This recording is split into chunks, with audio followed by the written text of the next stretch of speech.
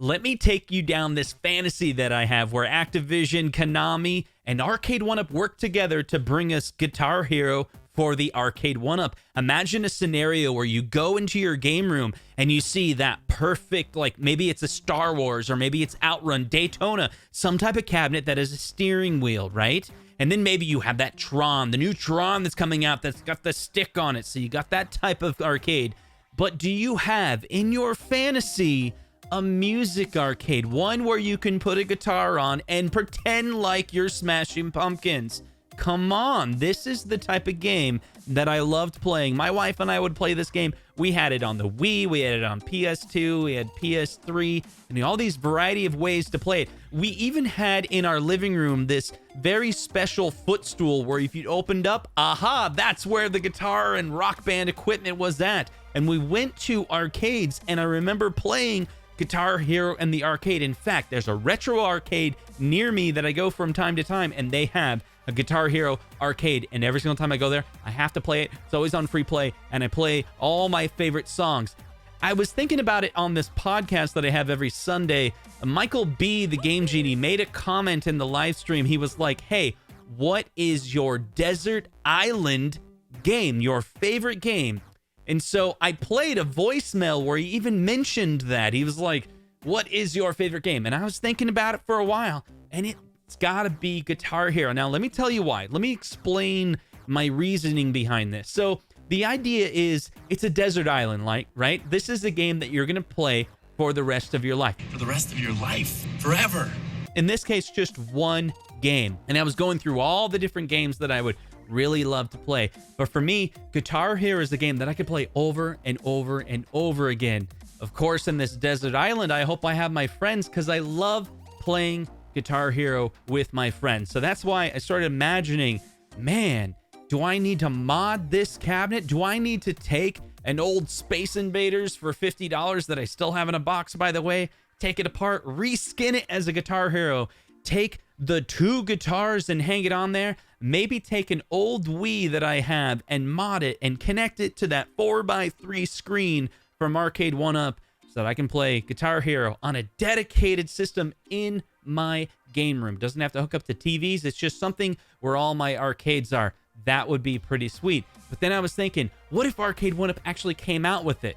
What if they came out with it with a 24-inch screen? Now, for sure, I do not want Arcade1up's first cabinet that has the 16:9 24-inch screen to be Guitar Hero. There's a whole bunch of other games that I'm sure there's tons of people that would want rather than that. But for me, I would love to have one. So I was going through it. What if I modded it myself? Well, there's a PC version of Guitar Hero 3. Aha, you could get a little computer. Maybe it's a $150 computer. So the specs on that was like a 2.4 gigahertz dual core. That's the minimum requirements for it. So I guess you could build it yourself. And this is where it all starts to fall apart.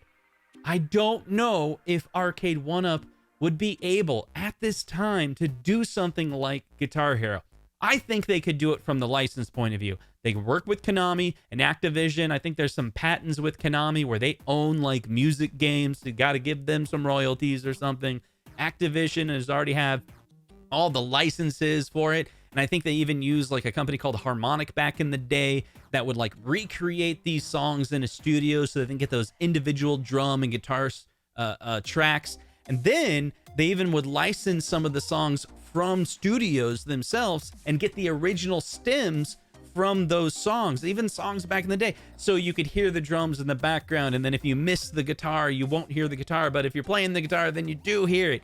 I think they could do all that because it's already been done before. And we know John D, the SVP of Arcade1up, the guy and head of licenses, he's able to get us NBA Jam, and you know he's working on NFL Blitz. And so would he be able to do a Guitar Hero? He would totally be able to do a Guitar Hero. And he's buddies with the dude from Zen Studios who used to work on Guitar Hero back in the day with that publisher. So he's got friends in the community. He can make this happen. But it all falls apart for two reasons, and that's where this discussion is going. Because I think it may be falling apart for you too. This is my niche cabinet. I don't think they could sell 10,000 of these cabinets. Probably just a few $4,000. So that's a problem. Is it got the market for it? I don't know if it has the market for it, so I don't know if they would ever do it. And the second thing is, those specs for those games, if they're going to do it, it's going to have to be at least the Guitar Hero 3, which was for the PC, which requires 2.4 gigahertz dual processor. Not even the iArcade, which is the highest quality home arcade machine out there, has those specs. You kind of need at least back in the day, a higher end PC. And compared to Arcade1up not having, what are they at, like 1.4 gigahertz at this point? I think it's it's an ARM processor. It's basically a 10-year-old Android device. And more recently, with some of their Killer Instinct machines, it's probably just going to be a few years old Android device. But I don't know. What do you guys think? Killer Instinct, Guitar Hero, the quality of the Killer Instinct, could that support a game like Guitar Hero? So now I want to talk about you. Yes, you. The game that you love, your desert island game. Is it like mine? The game that if they came out with it, if it was $1,000, you would get it. You would still pay for it because it's the game of your dreams. Let me know down in the comments what game that is for you. Do you have the game that you don't think they'll ever make, but you wish they did? And if they did, you would totally buy it. Well, that's all the time I have for today. Thank you so much for watching my video, and don't forget to check out my podcast, yet another home arcade podcast. It's on every Sunday at 7 p.m. Eastern. And we'll see you guys in the next video. Take care.